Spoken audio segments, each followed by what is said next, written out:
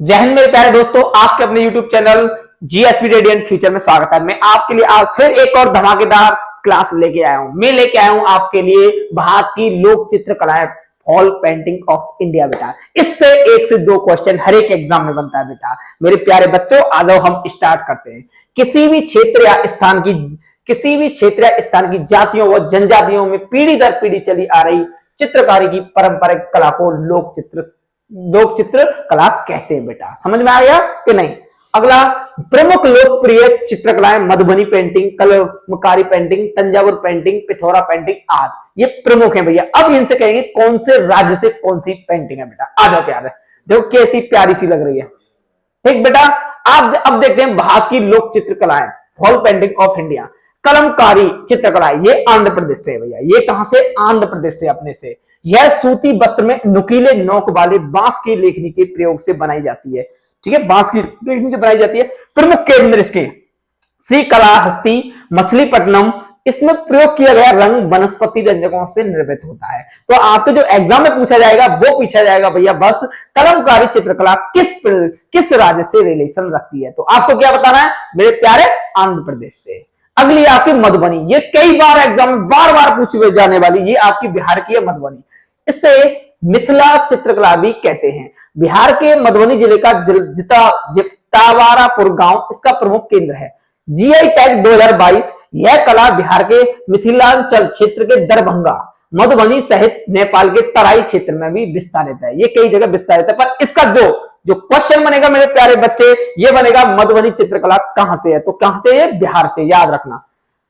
अगला आता है आपका चेरियल चित्रकला। चेरियल चित्रकला आपकी कहां से? तेलंगाना से। कहां से बेटा? ये तेलंगाना। चेरियल चित्रकला, यह चित्रकला कपड़े व चित्रकारी करके तैयार की जाती है। यहां देखो, ये रे कपड़े और चित्रकारी करके तैयार की जाती है। यह नक्काशी कला का एक प्रकाश है। नक्काशी कला का क्या? एक प्रकाश है भैया। ठीक है, इसमें स्क्रॉल, लपेटनों को लोक गायन समुदाय द्वारा निरंतर, इसमें पूरी सारी चीजें दी रखी है। इसमें जो बता रहा हूं बेटा, लोक समुदाय द्वारा निरंतर जारी कहानी या लोक गायन के रूप में चित्रित किया जाता है। बेटा यह प्राय विशाल 45 फीट तक होते हैं। बेटा 45 फीट तक होते हैं, बड़े। जीआई टैग 2007 में मिला। इस चित्रकला को जीआई टैग मिलता है, जो कब मिला इसको? 2007 में मिला। अब आते हो जाइए बेटा फुलकारी चित्रकला। ये कई बार आपके एग्जाम में पूछी गई। कौन सी? फुलकारी चित्रकला। ये कहां से? ये पंजाब से है। फुलकारी का अर्थ होता है फूलों की कलाकारी। फूलों की कलाकारी।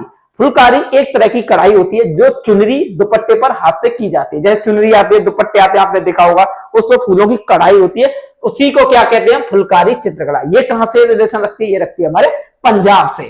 और अगली आती है आपकी बर्ली चित्रकला। जो बर्ली चित्रकला है वो है भैया महाराष्ट्र। यह महाराष्ट्र की बर्ली जनजाति की प्रमुख चित्रकला है। विवाह के समय अनिवार्य रूप से बनाया जाता है। ये पहले दीवारों पर बनाया जाता था, अब कपड़ों पर, कागजों पर भी बनाया जाता है। ये पहले क्या, इसका जो शुभारंभ हुआ था ये दीवारों पर बनाया जाता था।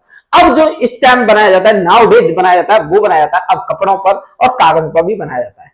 पट्टचित्र चित्रकला, ये आपकी कहां से है? ये आपकी ओडिशा से। यहां देख लिया मेरा, विद फोटो लगाया हमने। पट्ट का अर्थ होता है कपड़ा। पट्ट का अर्थ क्या होता है बेटा? कपड़ा। इस चित्रकारी का आधार कपड़ा है। इस चित्रकारी का जो आधार है, बेस है, वो क्या है बेटा? कपड़ा है।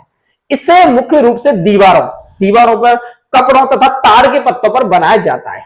इसमें जगन्नाथ भगवान व उनकी बहन सुभद्रा का चित्र प्रमुख है भैया। देखो इसमें दिख रहा होगा आपको बेटा। अगला है काली घाट चित्रकला। अगला क्या बेटा? काली घाट चित्रकला। ये पश्चिम बंगाल से है भैया। कहां से? पश्चिम बंगाल से। इसकी उत्पत्ति काली घाट काली मंदिर कोलकाता के आसपास क्षेत्र में हुई थी। इसमें हिंदू देवी देवताओं के चित्र प्रमुख हैं। हिंदू देवी देवताओं के क्या है? चित्र प्रमुख है बेटा इसमें।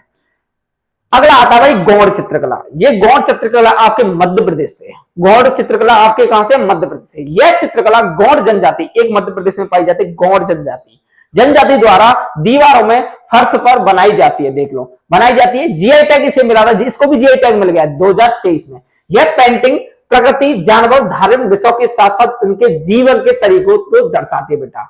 समझ में आया? अगली है पिथौरा। पिथौरा चित्रकला का जो रिलेशन है वो है गुजरात। यह भील जनजाति द्वारा अपने त्योहारों पिथौरा पर घर की दीवारों में बनाया जाता है बेटा। ये दिखा है, घर की दीवारों पर बनाया जाता है। आधुनिक समय में इसे कागज, कैनवास, कपड़ों पर भी बनाया जाता है बेटा। कैनवास होते हैं उसके लेदर टाइप के बेटा। अगला है तंजौर चित्रकला, ये तमिलनाडु, तंजौर तो आपने देखा होगा, तंजौर तमिलनाडु। यह इस चित्रकला को 16वीं शताब्दी में चोल राजवंश द्वारा पेश किया गया था।